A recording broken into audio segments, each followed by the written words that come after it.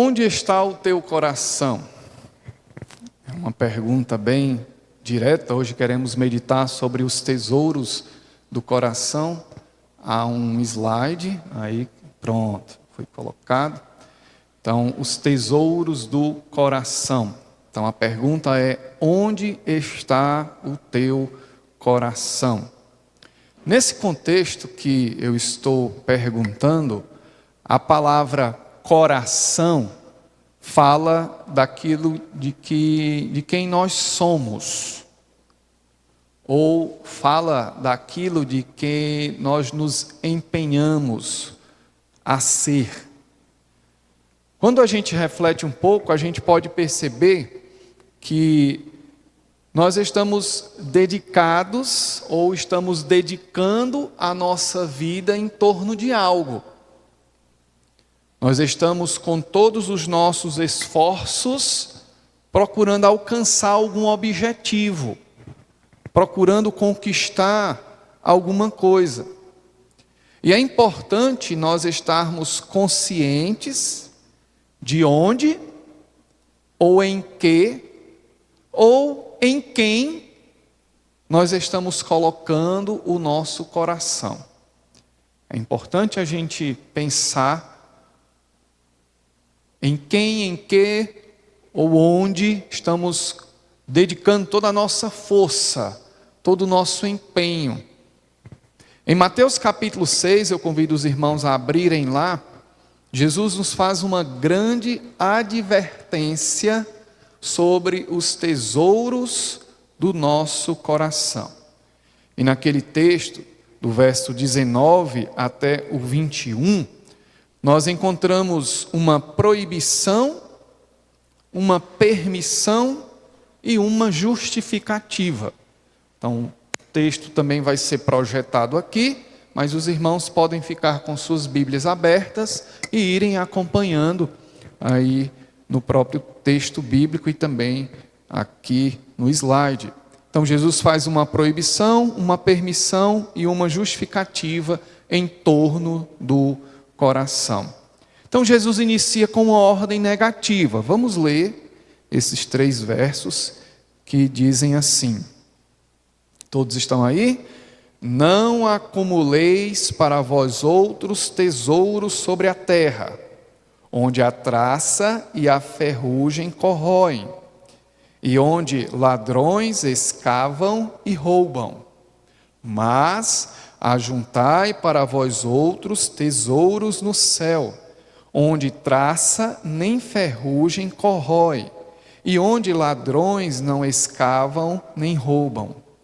Porque onde está o teu tesouro, aí também o teu coração. Aí estará também o teu coração. Vamos repetir o verso 21, todos. Porque onde está o teu tesouro, aí estará também o teu coração. Então Jesus já inicia com uma ordem negativa. E nessa ordem aqui, nesse verso 19, fica claro que as riquezas terrenas são inseguras. Jesus está dizendo para não acumularmos tesouro. Aqui a ideia é de uma ordem. O tempo verbal expressa um presente do imperativo. A ideia é: não acumulem, não continuem, não fiquem sempre querendo acumular tesouros. A ideia do presente na língua do Novo Testamento expressa uma certa continuidade. Então, essa expressão de acumular tesouro, em uma tradução mais literal, seria: não entesoureis tesouros. Para nós fica um tanto redundante na nossa língua portuguesa, mas no Novo Testamento, a língua que foi escrita, tem essa ênfase, tem essa ideia de você entesourar, de você guardar tesouros em um determinado local. guardar coisas em forma de tesouro. A razão por Jesus condenar ou fazer essa advertência se dá por conta da insegurança. Os tesouros terrenos são inseguros, são frágeis, são fáceis de serem perdidos. Jesus diz: a traça e a ferrugem corroem.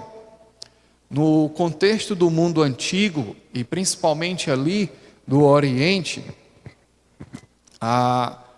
as vestimentas eram consideradas um tipo de tesouro.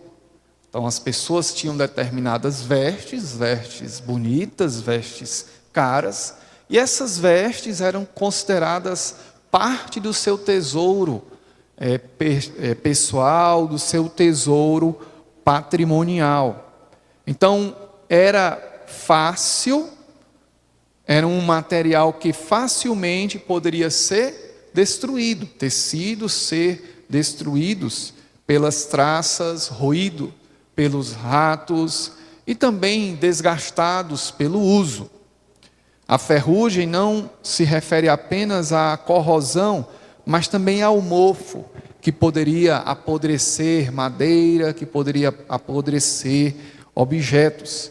Então Jesus está fazendo aqui, em primeiro lugar, essa observação, essa advertência sobre acumular tesouros na terra, porque eles são destrutíveis, eles podem se acabar, eles podem se desgastar, animais podem estragar esses tesouros.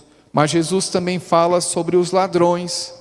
Ele diz que os ladrões escavam e roubam.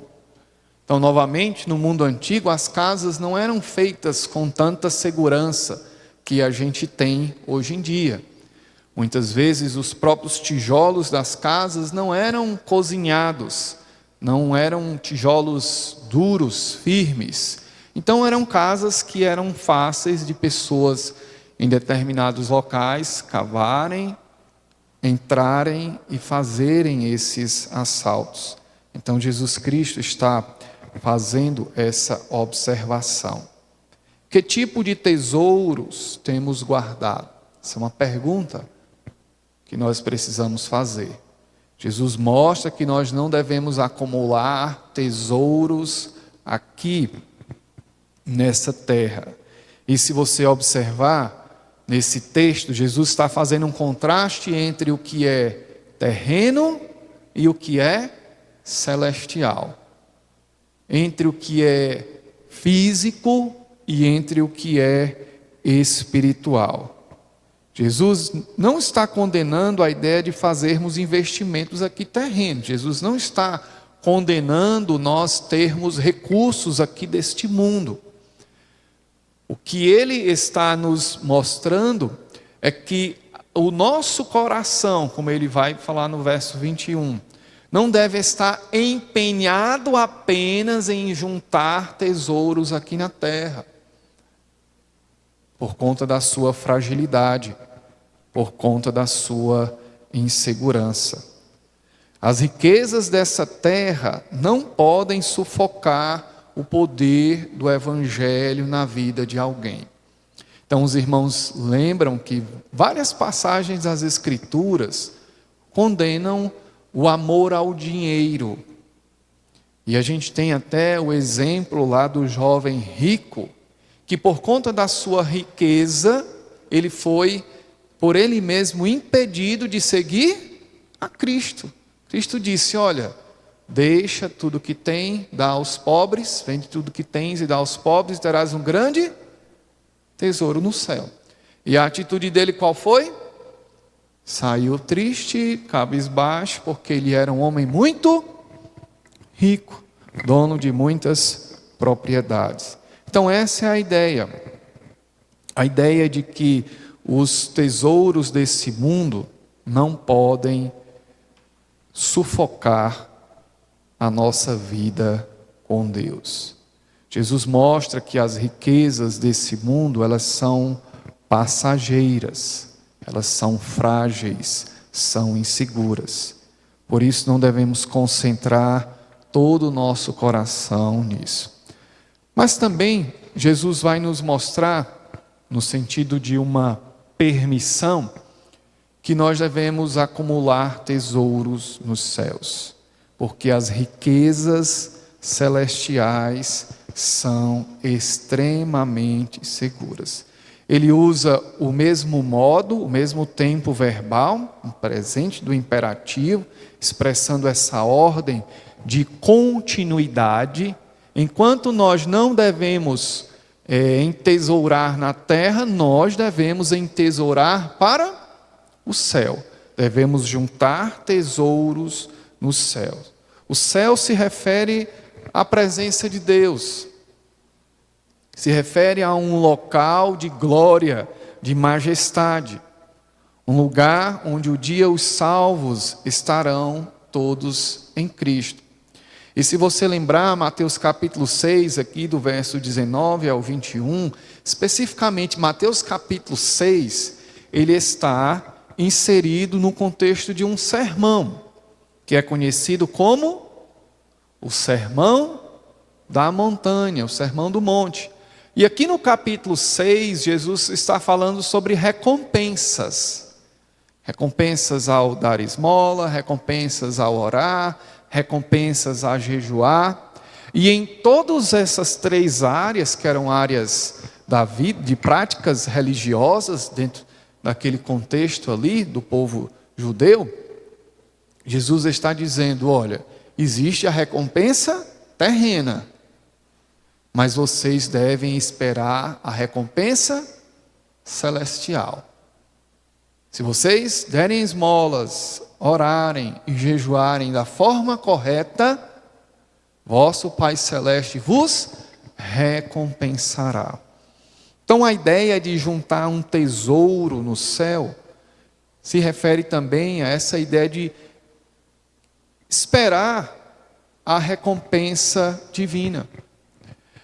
E devemos lembrar que, como Jesus está mostrando aqui, a traça e a ferrugem não corroem, ladrões não escavam e roubam. A riqueza celestial é uma riqueza totalmente segura. Mas quais seriam essas riquezas celestiais? Então as Escrituras, elas vão nos mostrar vários exemplos de riqueza celestial. Uma das riquezas celestiais é a nossa própria salvação. Estamos entregando nossas vidas para seguir a Cristo. Recebemos essa salvação e nada pode roubar esta salvação. Jesus mostra claramente que o nosso reino não é aqui desse mundo.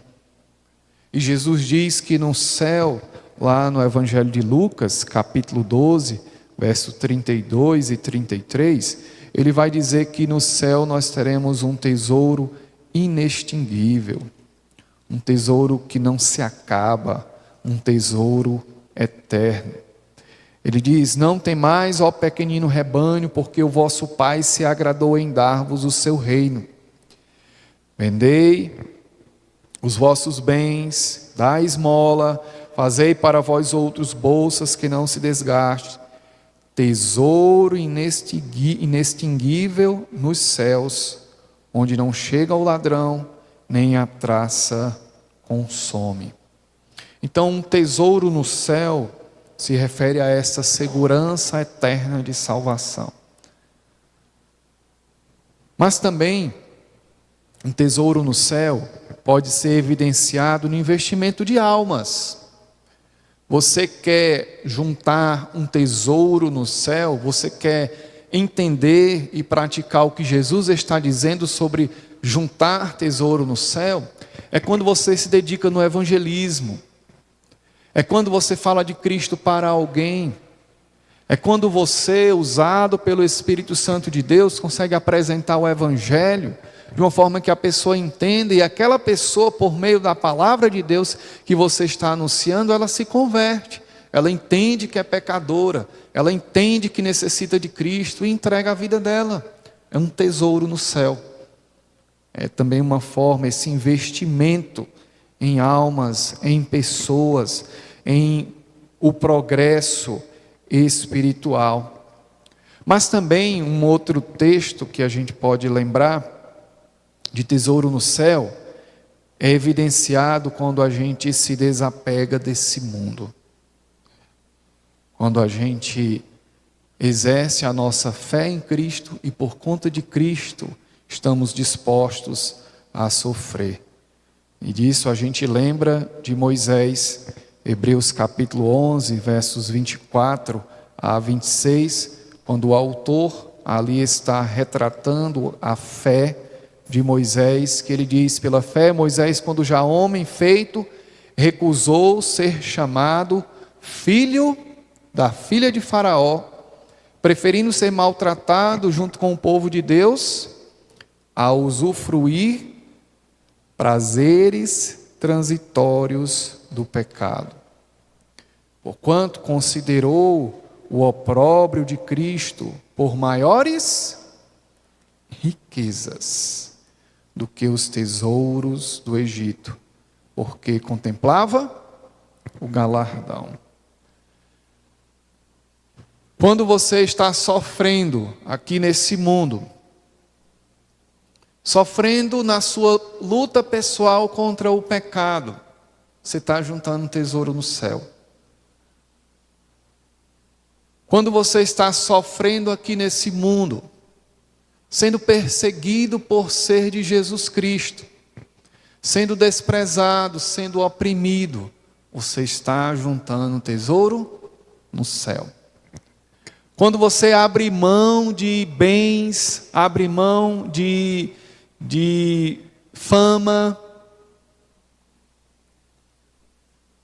por conta de Cristo, por conta da vergonha de Cristo, do sofrimento de Cristo, da humilhação de Cristo, você está juntando tesouros nos céus. E são esses tipos de tesouros que nós precisamos juntar. Moisés trocou ali uma vida de luxo, de prazeres, de estabilidade, para sofrer, conduzindo o povo de Deus às promessas que o Senhor tinha. Porque para ele, sofrer por conta de Cristo era uma riqueza incomparável. Era a maior riqueza que ele poderia alcançar e adquirir. As minhas riquezas demonstram quem eu sou. E aí no versículo 21, Jesus conclui afirmando, dando uma justificativa da sua proibição e sua permissão. A nossa realidade externa é resultado do que eu sou internamente. As riquezas que escolho são resultados daquilo em que o meu coração está inclinado. Por isso que a gente está falando sobre os tesouros do coração. As minhas riquezas demonstram quem eu sou, demonstram o meu coração, demonstram as minhas intenções, demonstram o que eu valorizo, o que eu considero de importante. Por isso que Jesus fala que aonde está o teu tesouro, aí estará também o teu coração. O nosso coração estará naquilo que a gente considera valioso, um tesouro, uma riqueza. O nosso coração sempre se inclinará para aquilo que a gente considera muito importante na nossa vida. Como mencionei no princípio, todos nós estamos com os nossos corações empenhados em algo, seja o que for. Alguns em se formar, alguns em arrumar um emprego, outros em se aposentar, outros em casar, ter filhos, outros em esperar netos, enfim. Nós estamos empenhados em algo. E isso que a gente se empenha é para onde o nosso coração nos inclina. E isso aí é o tesouro. Por isso que Jesus está dando essa justificativa. Se o nosso tesouro é o céu, então o nosso coração estará voltado para juntar riquezas para o céu. Se o nosso tesouro é da terra, o nosso coração estará voltado, inclinado para os tesouros da terra. Aquilo que colocamos como nosso grande objetivo de vida é o nosso grande tesouro. E é isso porque o nosso coração está nisso. Então, por isso que nós precisamos responder à pergunta: onde está o nosso coração? Em quem temos colocado o nosso coração? Em que, onde, em quem? Será que é no céu? Será que estamos aguardando receber as recompensas do céu? Será que colocamos o nosso coração no amor a Cristo e estamos dispostos a sofrer por Ele? Ou o nosso coração está apenas nas coisas desse mundo e nada mais? Que Deus nos dê graça para que o nosso coração esteja buscando as recompensas divinas. Amém.